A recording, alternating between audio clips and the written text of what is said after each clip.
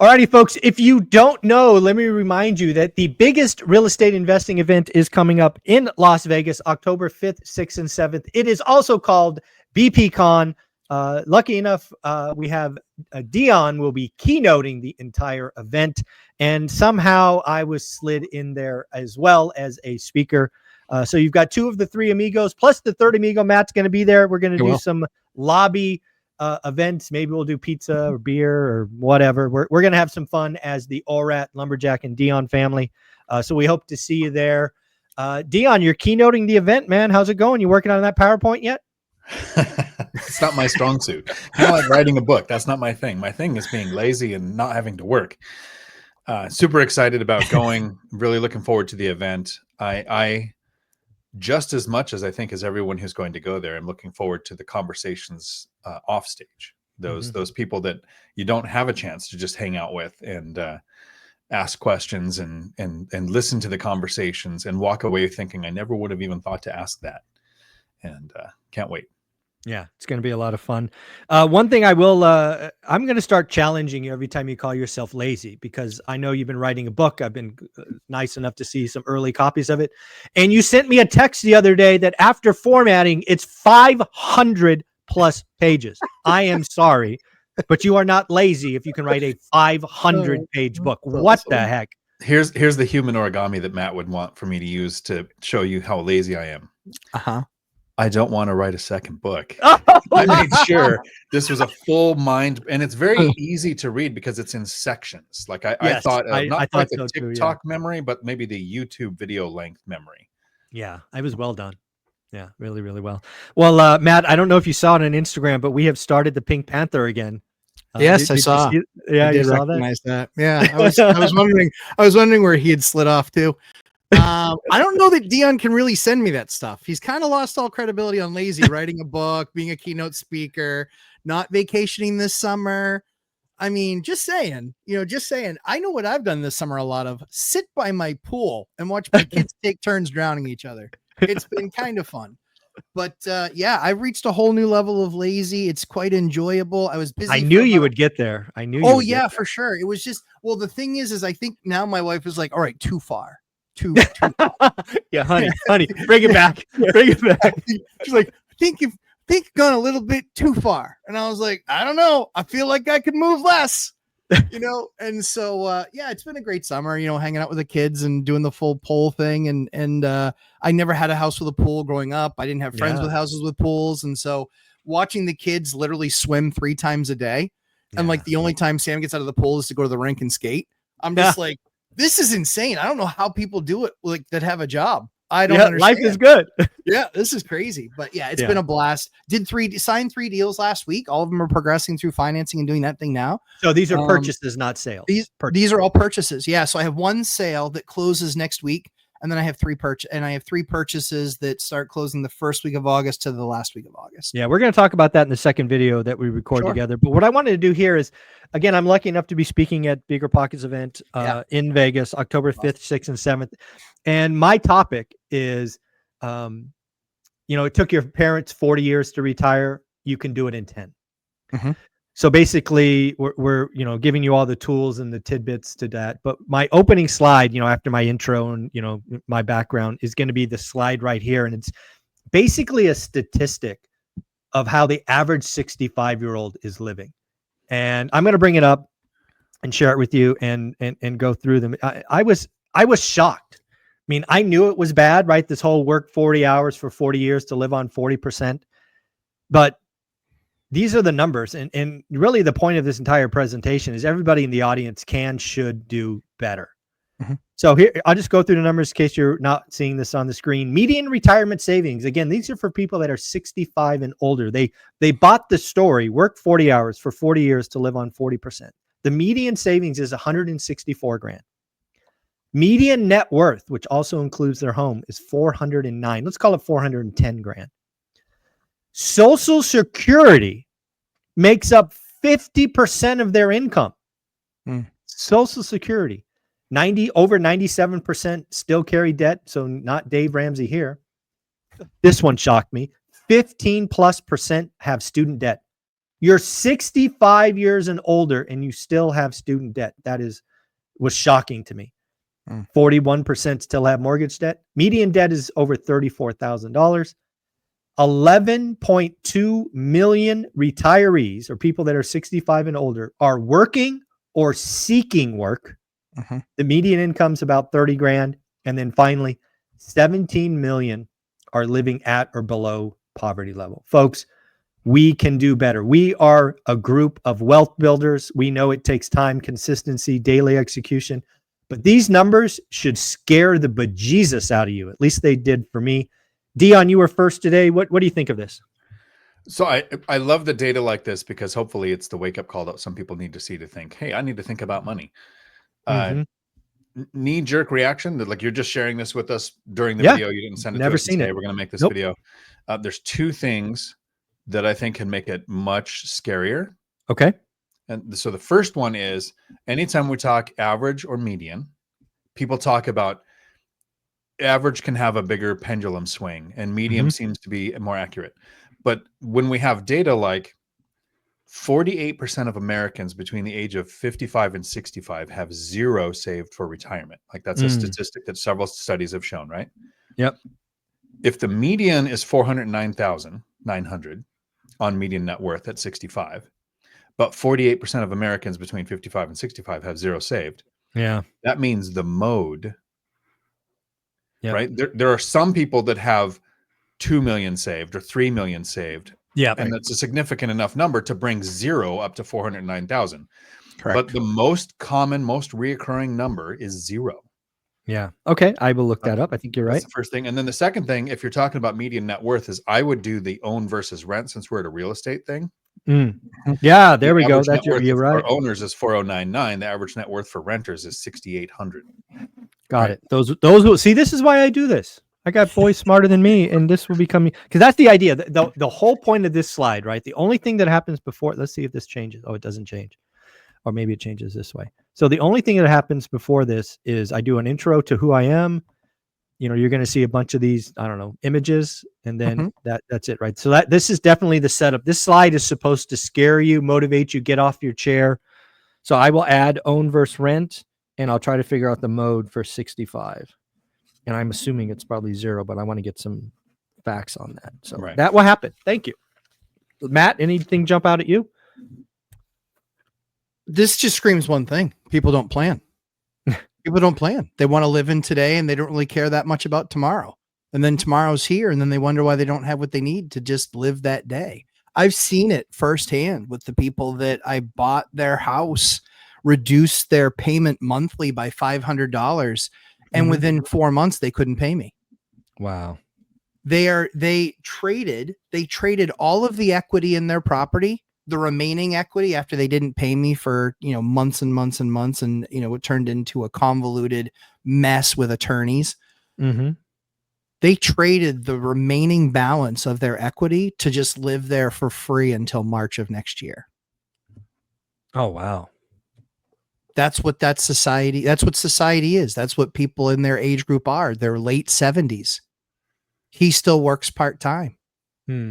That's not a life I want. That's not a life I would want for any friends. That's not a life I want for even some of my enemies. Yeah. I wouldn't wish that on them because the feeling of hopelessness when you must be close to 80 years old and realize you have no assets, you only have debt, you have to live paycheck to paycheck. And for them, in all likelihood, Social Security represents even more than 50% of their income. Probably. And, at the end of the day, I'm going to end up having to, you're welcome, Dion. You look parched. But I think what I'm going to end up literally having to do is evict them. They're going to lose and they're going to have to leave and they're not going to have anything. And I'm going to be this heartless landlord that spent 4.5 years trying to keep them in their house. Yeah. Yeah. It's, this goes back to why I got started way back in 2001, right? I want everybody to remember my goal for real estate was very simple. I wanted 4 rental homes. And the only reason I wanted 4 is I thought and really knew that if I could get to 65, own them free and clear, that my retirement would be better than most people. Great. That was as big as my mind would. I mean, I just don't think that way. Like a lot of people I know just have this ability to see the future in technicolor. My mind doesn't go there. It's uncomfortable. But I knew I could get to 4. And that's all I wanted, right? I didn't want to be dependent on some landlord to do me a favor and trade equity for another 6 months of living in my home, only to be evicted later. I mean, it's right. I mean, that fear at 30 is what drove me to, live below my means, figure out a market I didn't live in, and, start this journey. It was scary. Agreed. It's funny. Fear is such a strong motivator for that. My biggest fear to start investing, it wasn't about having a better retirement or about being able to retire or retire early. It was, what if I can't work anymore? Now, it could be because of age, or it could be a health concern or whatever. Then I would become a financial burden to my kids. That's my biggest fear. I have so many friends my age paying for half of their parents' stuff. They're on the parent is on my age person's cell phone plan, car insurance plan. The maintenance on anything is paid for by the kid. And I think that is, it's like Matt said, people don't plan. I think people plan on being a burden to their kids, which is to me ridiculous and scary. Yeah. Yeah, I couldn't imagine. Again, fear is a great motivator. Whatever it takes to light that fire, whatever that wake-up call is. Again, this slide is supposed to be that wake-up call. The whole next part of the presentation is just going to be, how do you do it? What do you do? What's practical advice? Rules of the road? All of that stuff. But Matt, since both Dion and I got vulnerable how we started, what was your mission when you started this crazy journey of real estate? It was just that I didn't expect Social Security to be around when I was going to retire. I honestly didn't, Yeah. I just didn't think that way. And I was like, I saw my parents' friends. I saw some of them, some of my grandparents and such. And at that age, at 20, some of my friends' grandparents retiring, and they're just like racking their brains with how they're going to figure it out. And it's like, well, geez, maybe we shouldn't have taken, 15 trips to Disney. Well, no shit, Sherlock. But I think that there's a lot more stuff than that, which is you can do those things if you have something paying for those things. And so it's really interesting is one of the deals that I'm doing right now was with a duplex with people that bought it to house hack. And they bought it 18 years ago, and they raised 2 kids in that house. And now the kids are out. They look at it and they go, we don't need all this space, but we've been renting out down below, but they've been living on, literally, they've been paying rent for a few $100 a month. So guess what they have? They have retirement, but guess what they also have? Hundreds of thousands of dollars in equity in just one asset. Yeah, just one, not 10, not 4, just one. So I think that your message is perfect, that 4 is where you get to live far more comfortably. 1 is where you get to just house hacking 1, just to live a much easier life. They got to take vacations. They got to have nice cars. They got to have all of those things, but they also got to live in a place that they chose, that they liked, that they owned, that over that 18, I think, year period, maybe 20-year period, but over that time period, they now have built up hundreds of thousands of dollars in equity. They're exiting in the next 30 days. And then they're saying, hey, we're probably just going to move to an apartment. We're probably just going to move to an apartment, a nice apartment in exactly the area that we want to be. Yeah, and they'll downsize, and they'll be more free, and they'll take trips and all that. I love the fact that you brought up house hack. I wasn't going to do this, but I'm going to show you one of my closing slides. Sure. Yes, house hacking is the cheat code. Yeah, absolutely it is. I mean, Dion did it a number of times. I did it 9 times in 13 years. That's how I built my company. And at any point, everyone thinks, well, I'm locked in and this is the only way that I can continue. No, it's not. It's just not. At any point, you can take the off ramp. And we did the 9 times in 13 years, but then we started buying properties because we could afford the size of the down payment where we didn't have to live in them. I took advantage of smaller discount mortgages and being able to put less money down so I could get into a place. I did that, and I lived through that pain for 13 years. It was fine. We lived, and now we live the life that we live now, where you could fit the first 9 units that I lived in probably into my house. Yeah, probably could. But the cool thing about it is that people can put themselves in a position. You do one, you do the duplex, and let's say after a year, you're just like, this is not sticking. This does not work for me. I do not want to do this. Cool. go somewhere else, go buy a single family, rent out that other unit. And then if after another few years, you're like, I still don't even like doing that. Okay, sell that. But in a 5-year period or 7-year period, you're going to have equity. And you're going to be selling something that has an income, income coming in the door. I know people in this market in the last 30 days that have lost their jobs that are living off their rental income. And they're like, hey, we had to tighten the bootstraps, but thank God we have a few $1,000s a month of rental income. It's making it so we're not living off of our credit cards. Exactly. This is the critical thing that people just don't understand. Create margin for yourself in your life. Yeah, absolutely. Hey, Dion, do you have a discount code for Bigger Pockets? I don't remember what mine is. I'm sure you have one, given you're the keynote. So we need to get some ORADers there and have some LobbyCon. Yeah, the current discount code is Dion50. If anybody registered for the Bigger Pockets presentation I did on the binder strategy, there was a code given out in that. And if you registered but couldn't make it, you get an emailed version of it. The code is given out in that to get $100 off, but I can't give the code out because you had to be in that register. I was there. I watched it. It was great. There you go. It was awesome. There you go. All right, Dion, tell us where people can find you. They can find me right here on YouTube, Dion Talk Financial Freedom, where I do a live stream every Tuesday where, like last night, I talk about things that would make you guys happy. I'm timing the market. Ah! Yes. Yeah. In between my dad, I'm going to puke. So I got to watch a few minutes of it. Yeah. Matt, where can they find you?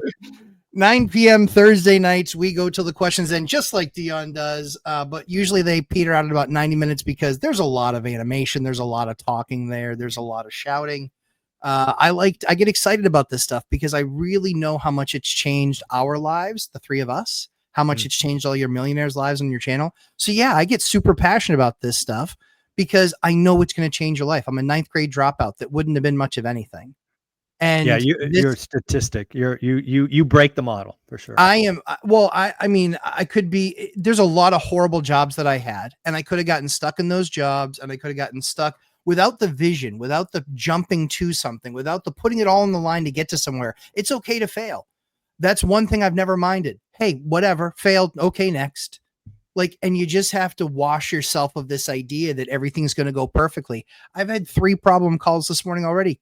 All good. Like, you do it in stride and you get good at it. It's an exercise muscle. So 9 p.m. Thursdays, check us out. Lumberjack Landlord YouTube. You guys got it. Awesome. And don't forget Sunday Conversations Inside School. This Sunday, we got the one and only Casey from Brick by Brick Wealth. Thanks, guys. Take care. Well, thanks. Ciao.